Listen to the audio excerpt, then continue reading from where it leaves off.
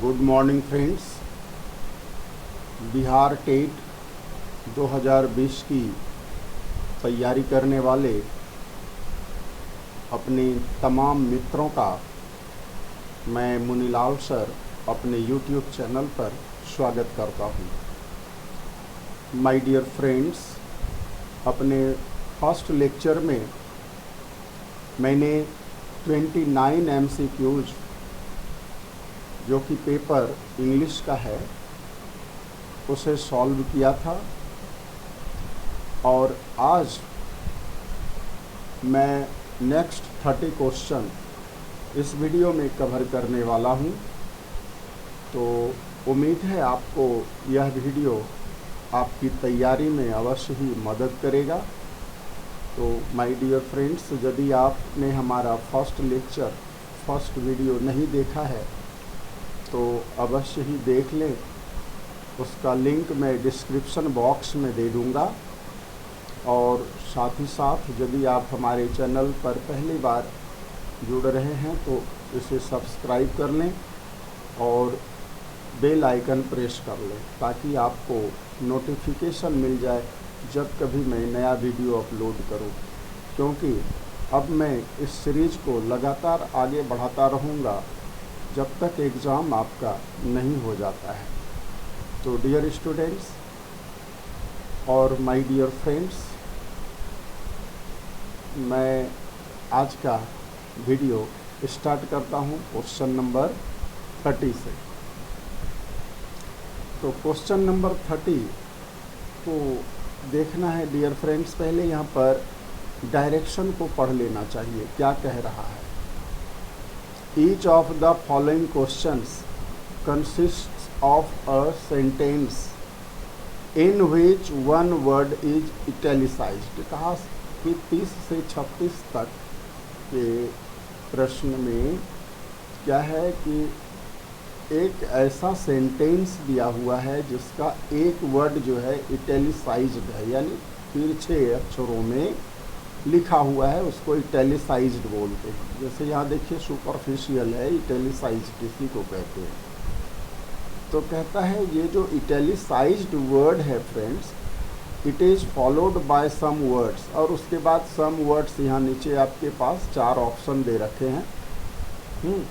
The word which is closest to the opposite in meaning to the italicised word.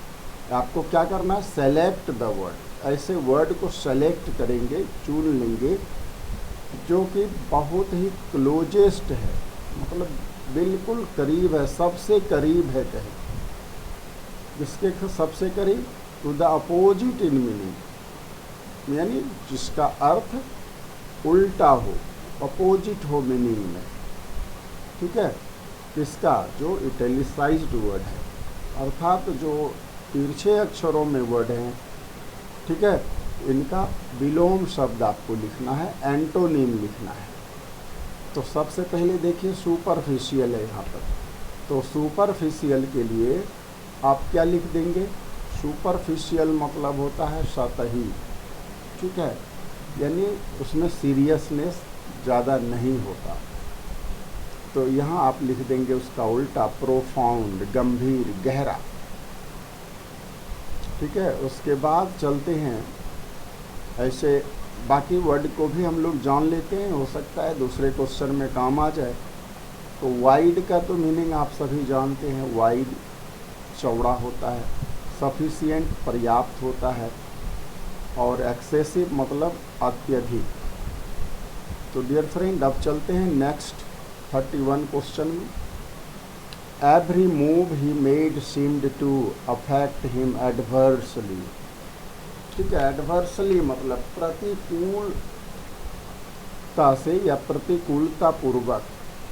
ठीक है, adverse मतलब प्रतिकूल होता है, यानी जो चाल उसने चली, हर चाल जो है, हर चाल ने उसे क्या किया, अफेक्ट किया, प्रभावित किया, उस पर असर डाला। कैसा, एडवर्सली, प्रतिकूल असर डाला, एडवर्ब है ये। ठीक है, तो इसका सही आंसर जाएगा फेवरेबली, अनुकूल। ठीक है, यहाँ डीपली हो गया गहराई से, बैडली बुरी तरह, और इंटरनली मीन्स होता है आंतरिक रूप से, ये तो बिल्कुल ही नहीं होगा। चलिए नेक्स्ट क्वेश्चन देख लेते हैं फ्रेंड्स। ब्राश है, ठीक है, तो आप देखो ब्राश का अपोजिट मीनिंग आपको लिखना है। ब्राश मीन्स भोला भाला, डोसाइल, विनम्र, जेंटिल, ठीक है। तो आप यहाँ पर एरोगेंट देंगे तो ये ज़्यादा सुटेबल होगा, क्योंकि पोलाइट मीन्स भी वही हो गया ब्राश। काइंड तो दयालु होता है, हैंडसम खूबसूरत, तो ये तीनों तो बिल्कुल ही नहीं होगा, अपोजिट कह रहा है, तो अपोजिट तो आपका ये हो गया arrogant. I found my views to be congruous to those of my mother. तो डियर स्टूडेंट, यहाँ पर कह रहा है कंग्रुअस होना चाहिए मेरा व्यूज। कंग्रुअस मतलब होता है सहमति जिसमें हो, सहमत जिससे आप हो जाते हैं एक दूसरे के विचार से, ठीक है। तो हमारा विचार जो है क्या होना चाहिए, कंग्रुअस होना चाहिए।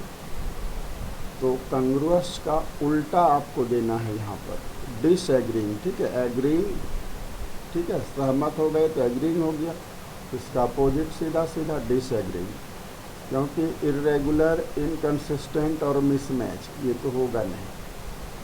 मिसमैच कुछ कुछ लग रहा है आपको कि मिसमैच यानी जो मैच नहीं किया, लेकिन यहाँ पर कंग्रुअस का अर्थ होता है एग्रीइंग, ठीक है। तो आप इसको डिसएग्रीइंग करेंगे, सीधा अपोजिट इसका, ये मोस्ट सुटेबल हुआ। The momentum of the movement slackened in course of time. Momentum कहता है किसी भी मूवमेंट का, स्लैकेंड मतलब धीमा पड़ जाना, मंद पड़ जाना, ठीक है। तो स्लैकेंड मीन्स मंद पड़ गया, इन कोर्स ऑफ टाइम यानी कालांतर में। तो यहाँ पर स्लैकेंड का आप उल्टा देंगे, तेज हो जाना, तो क्विकेंड होगा, सीधा सीधा यहाँ पर अर्थ है इसका। रिकवर्ड, मल्टीप्लाइड, स्टॉप्ड बिल्कुल नहीं होगा, ठीक है। रिकवर्ड मतलब होता है फिर से ठीक हो जाना, चंगा हो जाना, स्वस्थ हो जाना। मल्टीप्लाई मीन्स होता है वृद्धि करना। स्टॉप मीन्स रुकना या रुक जाना, ये तो बिल्कुल ही नहीं होगा। स्लैकेंड मतलब मंद होना, तो तेज होना हम लोग बोलेंगे। The frivolous remarks provoked no comments. देखो फ्राइवुलस मतलब जो कि ट्राइफल, उसको आप बोल सकते हैं ट्रिवियल रिमार्क्स, यानी ओछी जिसको कहते हैं ना, ओछी टिप्पणी, ठीक है। तो ओछी टिप्पणी, ओछी बात, तो इसका हो जाएगा मोमेंटस, जो कि उत्साह से भरा हुआ हो, उत्साहवर्धक। तो डियर फ्रेंड्स, ये आपका सही आंसर जाएगा। उसके बाद कैसे सीरियस है, गंभीर, ठीक है, और फ्रांटिक भी है, कुछ उसी तरह का मीनिंग लिए हुए है। और फैंसीफुल तो काल्पनिक हो गया। तो फ्राइवुलस आपका जो है इसका सही आंसर मोमेंटस इन चारों में से बेस्ट रहेगा। चलिए उसके बाद डियर फ्रेंड्स हम लोग जान लेते हैं 36 का आंसर लास्ट है, इस डायरेक्शन में दिया हुआ जो था अपोजिट वाला। यहाँ 30 से लेकर 36 तक था, ठीक है। तो ये 36 हमारा लास्ट क्वेश्चन इस रिस्पेक्ट में होगा। तो 36 में टार्डी आपको यहाँ पर देखिए इटैलिसाइज्ड किया है। पूरा सेंटेंस हमें पढ़ना ही नहीं है, क्योंकि सीधा सीधा जान चुके हम लोग कि इसका क्या देना है, अपोजिट मीनिंग वाला वर्ड देना है। ऐसे पढ़ लीजिए, कोई दिक्कत नहीं। His tardy manners were a great impediment in the path of his success. तो टार्डी मैनर्स मतलब सुस्त व्यवहार, ठीक है, टार्डी जो सुस्त हो, मंद हो, मंथर गति से जो काम करता हो। Were a great impediment, impediment means होता है फ्रेंड्स, इसको हम लोग कहते हैं अवरोध, ठीक है, जिसको बाधक भी कह सकते हैं, बाधा। इन the path of his success, सफलता के मार्ग में जो था, क्या था, हिज टार्डी मैनर्स, यही एक बाधक था, ठीक है। तो इसका अपोजिट आपको देना है, तो टार्डी का अपोजिट, टार्डी मीन्स हो गया मंद, ठीक है, तो आप यहाँ कर दोगे तेज, क्विक, तो सीधा सीधा आंसर हो गया ये, ठीक है। ऐसे स्लगिश मतलब यही हो गया, टार्डी मंद, इसका भी होता है प्रोग्रेसिव, प्रगतिशील हुआ, इंथ्यूजियास्टिक उत्साहवर्धक या उत्साह से भरा हुआ, तो ये तो बिल्कुल ही नहीं होगा। यहाँ मंद कह रहा है तो यहाँ क्विक होगा, क्विक मैनर्स। तो नेक्स्ट अब हम लोग चलते हैं 36 के बाद 37 नंबर पर चलते हैं। चलिए 37 आपका यहाँ, यहाँ से फिर डायरेक्शन आपका अलग हो गया है। Pick out the most suitable verb from the given option to make the following sentences correct. अब कह रहा है यहाँ पर आपके पास 4 ऑप्शन हैं और यहाँ पर एक फिल इन द ब्लैंक्स जिसको आप कहते हो, तो वही क्वेश्चन है ये ब्लैंक है आपके पास और इस ब्लैंक में आप इसमें से चुन करके बेस्ट ऑप्शन को भर देंगे, ठीक है। तो क्या हो जाएगा, मोस्ट सुटेबल वर्ब आपको चुनने बोल रहा है। तो अ क्राउड ऑफ पीपुल, तो क्राउड डियर फ्रेंड्स आपको पता होगा भीड़ को कहते हैं, और ये जो है आपका कलेक्टिव नाउन है, तो यहाँ पर सिंगुलर वर्ब इसके साथ आएगा। तो सिंगुलर वर्ब हम देख रहे हैं वेयर, आर, हैव, ये तीनों प्लूरल हैं, तो एक ही तो हमारे पास है वाज, तो वाज डालेंगे इसमें। नंबर 38 में है एकॉस्टिक्स। तो फ्रेंड्स जो एकॉस्टिक्स होता है, जिस तरह से मैथमेटिक्स होता है, फिजिक्स होता है ना, यानी साइंस है, फिजिक्स साइंस का एक ब्रांच है, तो उसी तरह से एकॉस्टिक्स जो है या फिजिक्स का एक ब्रांच है, ठीक है, भौतिकी विज्ञान का। उसको आप ध्वनि विज्ञान कह सकते हैं, ध्वनि से रिलेटेड, साउंड से रिलेटेड यह विज्ञान है, तो एकॉस्टिक्स। तो ये एक सब्जेक्ट का नाम है ये, जैसे मैथमेटिक्स तो सिंगुलर नंबर आप यूज करते हैं, इकोनॉमिक्स सिंगुलर है, तो उसी तरह से एकॉस्टिक्स भी सिंगुलर होगा। तो यहाँ पर सिंगुलर सब्जेक्ट हमारे पास 2 दिए हुए हैं, ठीक है। तो वाज तो होगा नहीं, कैसा कि नहीं, एकॉस्टिक्स अब हमारे बीच नहीं है, ध्वनि विज्ञान अब नहीं है, ऐसा तो नहीं है, अभी भी है, तो इज यहाँ पर बेस्ट ऑप्शन होगा। अब डियर फ्रेंड्स हम लोग 39 देखते हैं। दीज डेज मम्स, ये मम्स क्या होता है पहले ये जानना होगा। देखने में तो ये लग रहा है एस लगा है लास्ट में प्लूरल जैसा, लेकिन इसका मीनिंग जानते हैं। मम्स एक रोग होता है जो गलसुआ या गलघोंटू, इस तरह से कुछ नाम उसका हिंदी में होता है, कंठमाला भी कहा जाता है, ठीक है। तो डियर फ्रेंड्स आप एक डिजीज का नाम है तो ये हमेशा सिंगुलर रहेगा, तो सिंगुलर यहाँ पर देखिए इज और वाज 2 ठो है। अब आपको सेंटेंस देख करके पता लगाना है कि कौन सा सही यहाँ सूट करेगा। दीज डेज की बात हो रही है, आज कल, ठीक है। Dash mumps is not at all difficult to cure, कहता आजकल मम्स, आजकल जब हो गया फिर वाज तो होगा ही नहीं, ठीक है। मम्स का इलाज कहता है कठिन नहीं रहा, तो यहाँ पर इज हो जाएगा। The board of directors. चलते हैं अब हम लोग 40 नंबर का क्वेश्चन पर। बोर्ड ऑफ डायरेक्टर्स है, ठीक है।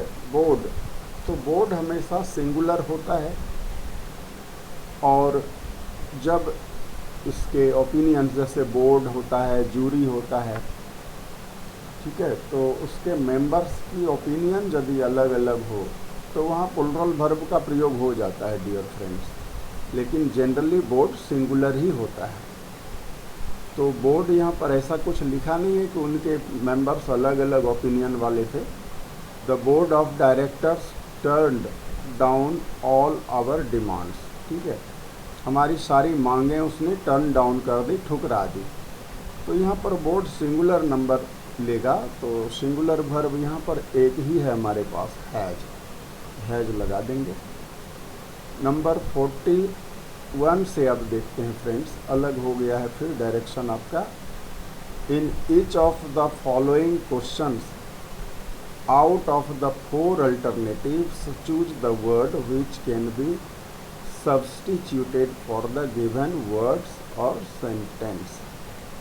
यहाँ पर क्या करना है कि आपको 4 ऑप्शन दिए गए हैं, ठीक है, इनमें से जो है मोस्ट सुटेबल ऑप्शन को चूज करना है जो कि सब्स्टिट्यूट हो सके। सब्स्टिट्यूट मतलब किसी के बदले में जिसे आप रख सकते हैं, ठीक है। यहाँ कहने का मतलब ये हिंदी में हम लोग जो पढ़ते हैं अनेक शब्दों के बदले एक शब्द, तो बिल्कुल वही चीज़ है इंग्लिश में, ठीक है। तो an imaginary name assumed by an author for disguise. Imaginary मतलब होता है काल्पनिक, यानी एक काल्पनिक नाम। एज्यूम्ड बाय एन ऑथर, जो किसी ऑथर के द्वारा एज्यूम किया जाता है, यानी कल्पना की जाती है। फॉर डिस्गाइज, किस लिए? तो डिस्गाइज करने के लिए, अपना नाम छिपाने के लिए, ठीक है। तो नाम छिपाने के लिए यदि किया गया है तो छिपाने से आपको समझ जाना है, तो छिपना छिपाना इसमें आ जाता है स्यूडोनिम। स्यूडोनिम्स मतलब छद्म नाम जो छिपा लिया गया है। और निक नेम, पेन नेम, ये छिपाया नहीं जाता है किसी से। निक नेम उपनाम, जिसको एलियस भी कहते हैं, पेन नेम भी उसी तरह है, ठीक है। होमिनिम सहनामी, यानी एक जैसा नाम जिसका हो उसको होमिनिम कहेंगे, ये तो होगा ही नहीं। तो नंबर 42 में आते हैं अब। A place for sick people who need long periods of treatment और रेस्ट। ऐसी जगह जहाँ पर जो है बीमार आदमी को लंबे समय तक रखा जाता है ट्रीटमेंट या आराम करने के लिए, इलाज के लिए या विश्राम के लिए। तो लंबे समय तक, यहाँ पर हमको शब्दों पर ध्यान देना है। लॉन्ग पीरियड्स जो लिख दिया, ये जो लॉन्ग पीरियड्स की बात कर रहा है, तो देखिए एसाइलम ये पागल खाना होता है। ऐसा नहीं कि हर बीमार आदमी पागल ही हो, तो बिल्कुल नहीं होगा। क्लिनिक तो एक तरह का अस्पताल से अलग, यानी प्राइवेट डॉक्टर वगैरह जहाँ पर बैठते हैं और पेशेंट को दवाई देते हैं और पेशेंट घर चला गया, तो ये क्लिनिक हो जाता है। हॉस्पिटल में भी आप कुछ दिनों तक रह करके इलाज करवा सकते हैं, लेकिन लंबे समय तक नहीं रह सकते। तो इसका सही आंसर होगा सेनाटोरियम, ठीक है। तो इसका अर्थ होता है आरोग्य निवास डियर फ्रेंड्स। यहाँ पर लंबे समय तक पेशेंट रहते हैं और स्वास्थ्य लाभ करते हैं। तो 42 का बेस्ट ऑप्शन बी होना चाहिए, 42 का, ठीक है। अब डियर फ्रेंड्स मैं चलता हूँ 43 पर।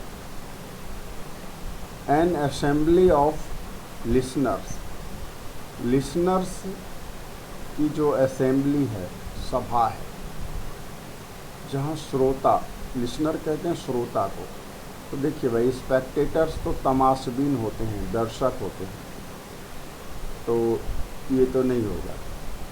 मॉब, मॉब कहते हैं उग्र भीड़ को, और क्राउड लोगों की भीड़।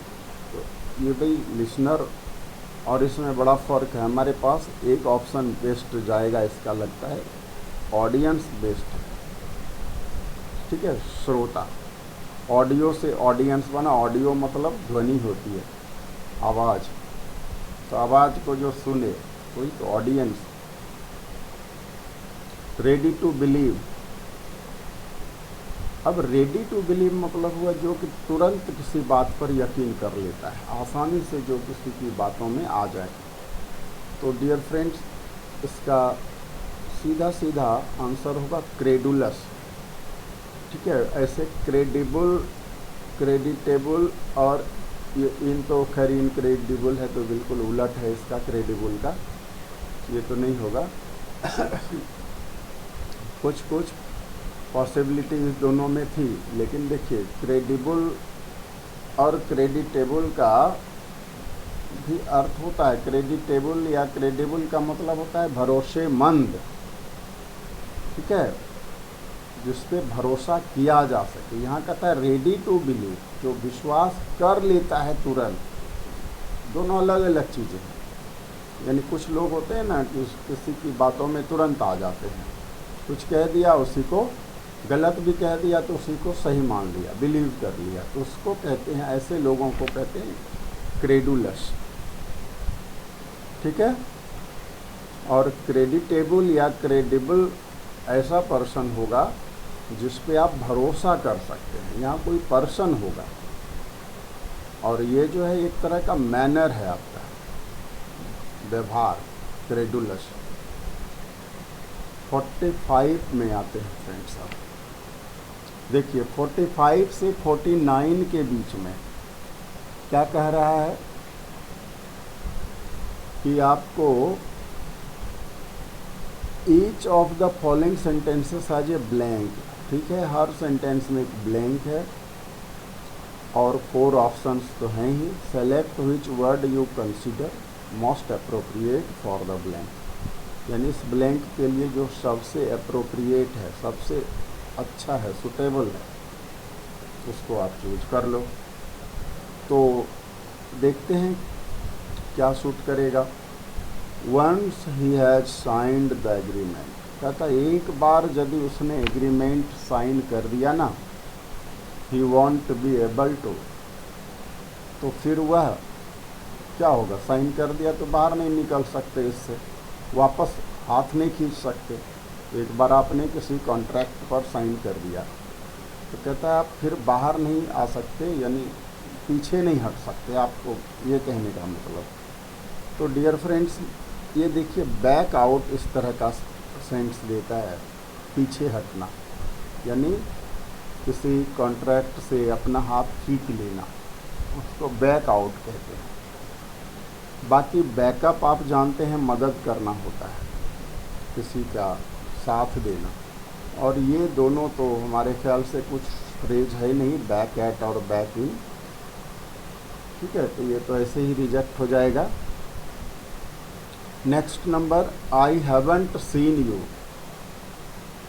देखिए अ वीक लिखा हुआ है, तो फॉर और सीन्स का प्रयोग यहाँ पर आपको जानना है।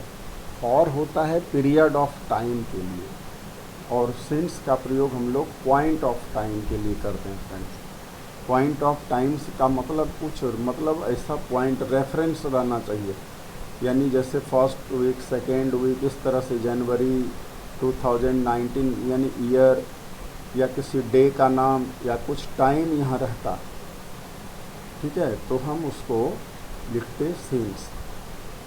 यहाँ पर सिंस का प्रयोग उचित नहीं होगा, क्योंकि ये पीरियड है, एक सप्ताह, ये अवधि कहलाती है हिंदी में। ठीक है, तो अवधि के लिए फॉर बेस्ट जाएगा फ्रेंड्स, यहाँ फॉर होना चाहिए। ठीक है। 47 lots of people had come to attend his lecture because he is very scholar, very dash scholar। तो भाई बहुत सारे लोग आते हैं उनके लेक्चर्स को सुनने के लिए, क्योंकि वे कैसे स्कॉलर हैं भाई। तो इमिनेंट तो अप्रोचिंग होता है, जिसको हम लोग अवश्यम भावी कहते हैं, जो हुआ नहीं है, होने जा रहा है, होने वाला है, उम्मीद है जिसकी होने की, ये तो नहीं होगा। इंगेजिंग आकर्षक को कहते हैं फ्रेंड्स। और पॉपुलर तो आप जानते ही हो, लोकप्रिय। तो ये सब नहीं होना चाहिए। हमारे ख्याल से बेस्ट ऑप्शन होगा, यहाँ स्कॉलर है तो एमिनेंट होना चाहिए, ख्याति प्राप्त, मशहूर स्कॉलर। ठीक है, स्कॉलर पॉपुलर से ज़्यादा अच्छा लगेगा स्कॉलर को एमिनेंट कहना। ठीक है, ख्याति प्राप्त, महान। ठीक है, ग्रेट स्कॉलर। तो डियर फ्रेंड्स, मेरे ख्याल से यहाँ पर एमिनेंट बेस्ट ऑप्शन होगा। ठीक है। 48 हैविंग डैश हिज प्रेयर्स। अब यहाँ पर कह रहा है प्रेयर्स है, यहाँ हैविंग डन। डन तो कोई काम रहता तो डन लिखते डियर फ्रेंड्स, लेकिन यहाँ पर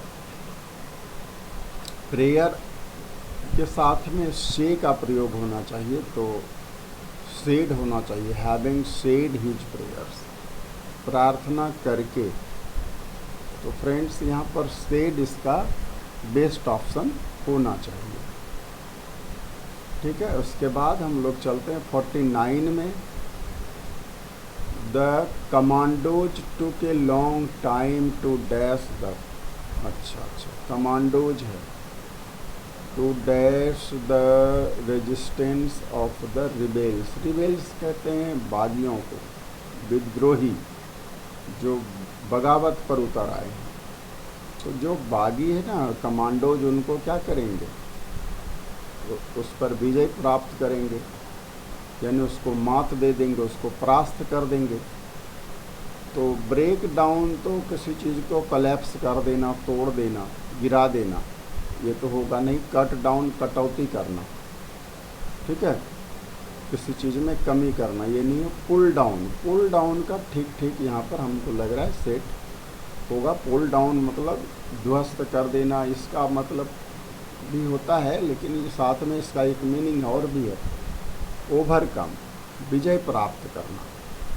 कमांडो है, यहाँ रिबेल्स है, तो कमांडो ने क्या किया, लंबा समय लिया लेकिन विजय प्राप्त कर ली। पुल डाउन बेस्ट ऑप्शन होगा। ठीक है डियर फ्रेंड्स। और टोन तो आवाज़ से रिलेटेड है, इसलिए टोन सुर से रिलेटेड होता है, तो ऐसे इसका तो कुछ यहाँ पर नाता दिख नहीं रहा है, इसलिए ये तो होगा नहीं।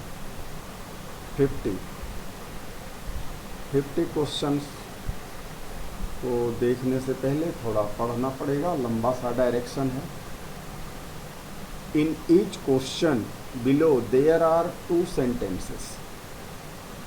ठीक है, यहाँ पर कह रहा है कि 2 सेंटेंसेस हैं प्रत्येक प्रश्न में।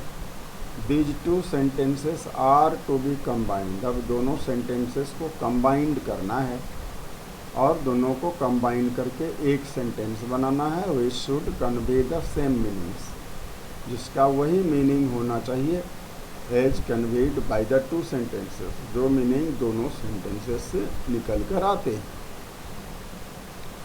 It is possible to combine the pair of sentences in various different ways. और कहता है यह भी पॉसिबल है कि अलग अलग तरह से, अलग अलग तरीके से हम पेयर ऑफ सेंटेंसेस को कंबाइन कर सकते हैं, यानी वाक्यों के जोड़ों को मिला सकते हैं, कंबाइन कर सकते हैं अलग अलग तरीके से। तो beginnings of 3 such sentences are given below. और ऐसे 3 सेंटेंसेस हमारे पास हैं 50 से लेकर के 54 तक। ठीक है, तो 50 से 54 तक से 5 सेंटेंसेस होते हैं, तो 5 सेंटेंसेस होना चाहिए। यहाँ पर कह रहा है 3 सेंटेंसेस का बिगनिंग जो है दिया गया है, यहाँ पर दे दिया गया है। तो आपको बताना है कि कैसे, कौन कौन सा इसमें वे से, किस किस तरीके से आप इसको कंबाइन कर सकते हैं। ठीक है, जैसे ही is short cited, otherwise he is fit for the post. क्या कह रहा है, कि शॉर्ट साइटेड है वह। शॉर्ट साइटेड मतलब जो दूरदृष्टा नहीं होता, ठीक है, अदूर दृष्टि वाला उसको बोलेंगे। तो otherwise he is fit for the post, नहीं तो वह अदरवाइज अन्यथा वह पोस्ट के लिए फिट है। तो ये एक एक्सेप्शन है, एक इसमें जो है बाधा है कि वह शॉर्ट साइटेड है। तो हमारे ख्याल से except that he is short sighted, he is fit for the post, एक तो ये होना चाहिए। Number 2, if he was not, यहाँ तो वाज लगा दिया है फ्रेंड्स, ऐसे वाज से कोई मतलब हमको नहीं, कंबाइन हो सकता है। If he was not short sighted, ठीक है, कॉमा दे देंगे, फिर he was fit for the post. यदि हम टेंस ना देखें तो इससे भी हम स्टार्ट कर सकते हैं सेंटेंस, तो इससे भी कंबाइन कर सकते हैं। तो पी और क्यू दो तो हो गए। Despite being short sighted, he is fit for the post, ऐसा तो ठीक नहीं होगा, डिस्पाइट नहीं होगा। तो हमारे पास दो ऑप्शन ठीक लग रहे हैं, पी क्यू। तो देखेंगे पी और क्यू किस में है, डी में है, तो डी हम इसमें टिक कर देंगे या सेलेक्ट करेंगे, आपका जिस तरह का ऑप्शन है एग्ज़ाम में, ठीक है। D is the best option. 51 में आते हैं friends. Of the thief entered the room, अब थीप जो है घुस आया कमरे के अंदर। ही फाउंड इट एम्प्टी, और उसने देखा कि रूम खाली है। तो क्या होगा, entering the room the thief found it empty. तो ये तो ठीक है, आपका पी तो होगा ही। और ऑल्दो द थीप, ये तो नहीं लगेगा भाई, ऑल्दो इसमें नहीं लगेगा। ऑल्दो मीन्स यद्यपि होता है, ऐसा कुछ है नहीं। एज सुन एज भी यहाँ पर उचित नहीं लग रहा है। ज्यों ही चोर घुसा रूम खाली हो गया, ऐसा तो होता नहीं है। तो आप दोगे क्या, एक ही ऑप्शन इसमें करेक्ट होगा, पी। तो ओनली पी पर हम टिक कर देंगे। चलिए नेक्स्ट क्वेश्चन। ही सॉ मी, ठीक है, ही केम टू मी, अब उसने मुझे देखा, हुआ मेरे पास आया। तो एज सुन एज से आप स्टार्ट करेंगे, सिंस तो नहीं लगेगा यहाँ। As soon as he saw me he came to me, ये हो सकता है। और नो सूनर डिड भी हो सकता है friends. No sooner did he see me he came to me, ये भी हो सकता है। तो क्यू और आर वाला ऑप्शन जाएगा फ्रेंड्स इसमें, तो D. You are sincere you can succeed, कहता है आप सिंसियर हैं, किसी के प्रति जो है लगनशील हैं, जिसको आप कहेंगे निष्ठावान हैं, तो यू कैन सक्सीड, तो आप सफल हो सकते हैं। तो आप अनलेस से भी इसको मिला सकते हैं, unless you are sincere you can not succeed, ठीक है।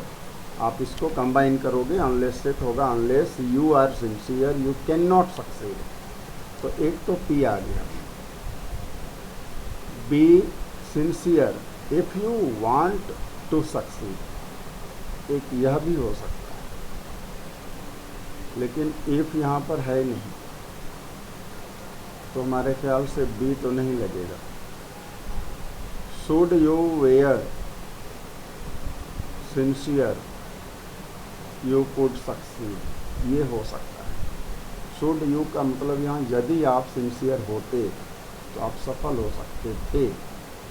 तो पी और आर हमारे ख्याल से होना चाहिए, लेकिन पी आर फ्रेंड, हाँ पी आर तो है सी में, ठीक है। तो 53 में सी भी ठीक लग रहा है, लेकिन बी के साथ क्या करें? B, you are sincere, be sincere if you want to succeed, इसमें इफ़ लगाना पड़ेगा फ्रेंड, जो कि हमें है नहीं दिया हुआ आगे इसमें, तो हमारे ख्याल से ये उचित नहीं रहेगा। सी इसका ऑप्शन बेस्ट होगा, ई और आर, ठीक है। He made a promise, he kept it, कहता उसने वादा किया, वचन दिया किसी को, प्रतिज्ञा की उसने, और उसका पालन भी किया, उसको निभाया भी। तो क्या होगा?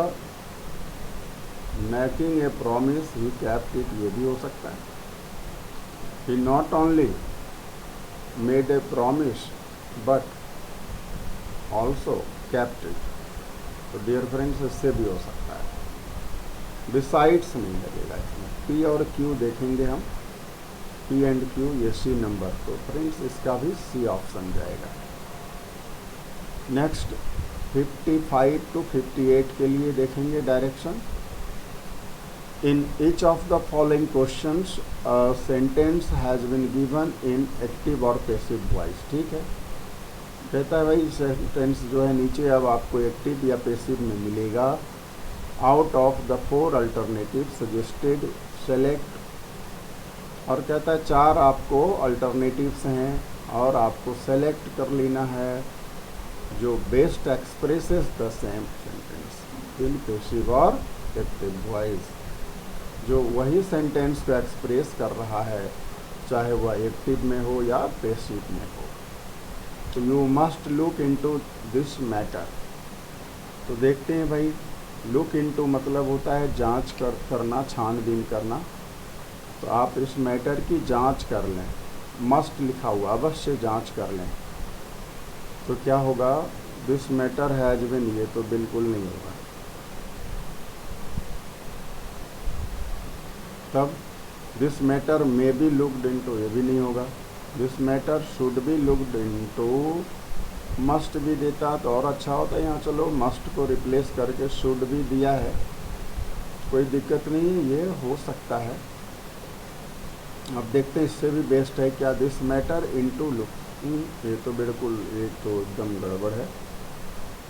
तो ये वाला बेस्ट ऑप्शन होगा friends, C number. My uncle promised me a present, ठीक है। तो आप इसको ऐसे बना सकते हो ना, I was promised A present by my uncle. I was promised कहीं पर है, आई वॉज प्रॉमिस्ड यहाँ है, a present by my uncle, very good. तो ये बेस्ट ऑप्शन होगा माय डियर फ्रेंड। चलिए उसके बाद बाकी सारा रॉन्ग है, इसे देखने की ज़रूरत नहीं है। Next, I know him, very good. इसका पैसिव आपने बनाया होगा फ्रेंड्स स्कूल में, ठीक है। He is known to me, आप देखो he is known to me कहाँ है, डी नंबर, यहाँ आ जाएंगे। A stone struck me on the head, भाई स्टोन जो है ना टकराया मेरे हेड में, मतलब I was struck by a stone देखेंगे। आई वॉज स्ट्रक पहले देखेंगे कहाँ है, आई वॉज स्ट्रक यहाँ भी है, यहाँ भी है। I was struck on head, on the head by a stone, अच्छा। I was struck by a stone on the head, तो दोनों में देखिए काफ़ी समानता है। I was struck on the head, on the head को ये जो है लास्ट में लिखा है, और ये बाय अ स्टोन को लास्ट में लिखा है। तो डियर फ्रेंड्स, यहाँ पर ऐसे एजेंट जो होता है उसको लास्ट में ही लिखना उचित माना जाता है। I was struck on the head by a stone, ठीक है। I was struck by a stone on the head, इससे बेटर जो है हमको ये वाला लग रहा है। तो मेरे ख्याल से यहाँ पर डी ऑप्शन बेस्ट होगा dear friends, D number option, ठीक है। अब चलते हैं 59 59 में है dear friends, the employer said to the workman I can not pay you higher wages. ये कह क्या रहा है, पहले पढ़ना पड़ेगा। In each of the following questions a sentence has been given in direct और इनडायरेक्ट स्पीच। ओके ओके, अब कह रहा है ये डायरेक्ट और इनडायरेक्ट स्पीच में ये सेंटेंस है, या तो डायरेक्ट में होगा या इनडायरेक्ट में होगा, और इसमें जो बेस्ट ऑप्शन है वह आपको चुनना है, ये कह रहा है। तो चलते हैं, देखते हैं भाई। The employer said to the workman I can not pay you higher wages. तो the employer told the workman that he could not pay him. हम देख लेंगे कहाँ पर है इस तरह का सेंटेंस। सेड टू को हटा करके टोल्ड होगा। तो the employer told the workman that he could not, very good, could not be paid, लेकिन ये पेसिव कर दिया, ये नहीं होगा। The employer told the workman that he could not pay him higher wages. You को सेकेंड पर्सन ऑब्जेक्ट के अनुसार, वेरी गुड, ये वाला ऑप्शन बेस्ट होगा friends. The employer told the workman that he could not pay him higher wages, B number, ठीक है, बाकी नहीं होगा। Please don't go away she said, निषेध किया जा रहा है, तो क्या होगा? इसका तो कई तरीके से हम बना सकते हैं। शी आस्क्ड और हिम या कुछ ऑब्जेक्ट लगाना पड़ेगा और लगा देंगे not to go. She asked him not to go away. Please लगा हुआ है, रिक्वेस्ट है, तो you are requested not to go, you are requested, आप देखो तो you are request, she said, उसने कहा, ठीक है। सी रिक्वेस्टेड भी दे सकते हैं, सी रिक्वेस्टेड कहीं पर है, C requested, C begged me not to go away, C begged that, ये तो बिल्कुल नहीं होगा। She begged me not to go away, D is the best option friends. ऐसे टोल्ड दिया हुआ है लेकिन टोल्ड लगेगा नहीं, प्लीज काइंडली रहता है, रिक्वेस्ट का बोध हो रहा है, तो बेग्ड बेटर होगा। बेग्ड यहाँ भी था लेकिन यहाँ दैट लगा दिया है सेंटेंस में। इम्परेटिव सेंटेंस में दैट का प्रयोग नहीं करेंगे पेसिव में, तो आपको पता होना चाहिए फ्रेंड्स, ये इम्परेटिव सेंटेंस है। इम्परेटिव सेंटेंस में दैट कनेक्टर यूज नहीं होता। 61, he said what a beautiful scene. ये देखो एक्सक्लामेटरी सेंटेंस है फ्रेंड्स, तो ही एक्सक्लेम्ड पहले हम देखेंगे कहाँ है। ही एक्सक्लेम्ड, एक्सक्लामेटरी है तो होना ही चाहिए। He exclaimed what a beautiful, नहीं ये तो व्हाट ही उतार दिया भाई, ये नहीं होगा। He exclaimed that it was a very beautiful scene. तो डियर फ्रेंड्स ये वाला ऑप्शन बेस्ट होगा, D number. The traveller enquired of the farmer if he could tell him the way to the nearest inn. अब एक यात्री ने पूछ दिया किसान को, क्या पूछा कि क्या आप इन जाने का जो मार्ग है, रास्ता है, the way to the nearest inn, यानी जो कोई यहाँ का सबसे नज़दीक में जो इन है, इन कहते हैं सराय को या धर्मशाला टाइप का, जो ठहरने की जहाँ व्यवस्था होती है, ठीक है, उसको इन कहते हैं। तो आप देखो ये तो ऑलरेडी ये आपका इनडायरेक्ट में है, तो आप इसको डायरेक्ट स्पीच में बदलो। द ट्रेवलर इंक्वायर्ड ऑफ है, तो the traveller said to the farmer, the traveller said to the farmer यहाँ है, लेकिन ये वेयर से लगा दिया, वेयर नहीं होगा। The traveller said to the farmer which, नहीं, which is the way to the nearest inn, ये भी ठीक नहीं होगा। The traveller said to the farmer can you tell me, ठीक है, तभी तो यहाँ ही कुड किया, इफ़ ही कुड। तो डियर फ्रेंड्स, मिल गया हमारा सही answer. The traveller said to the farmer, can you tell me the way to the nearest in, she is the best option.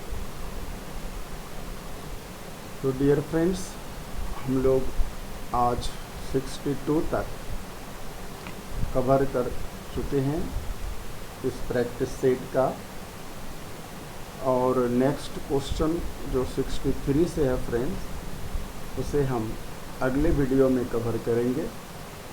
तब तक आप देखते रहें हमारे चैनल यूट्यूब, जिसका नाम है योर एकेडमी मुनीलाल सर, और अच्छे से तैयारी करते रहें फ्रेंड्स।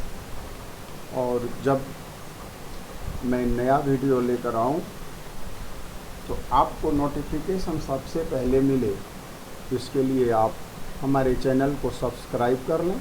वीडियो यदि अच्छा लगा हो तो आप इसे लाइक करें तथा अपने फ्रेंड्स को शेयर करें। इन्हीं बातों के साथ थैंक यू। जय हिंद, जय भारत।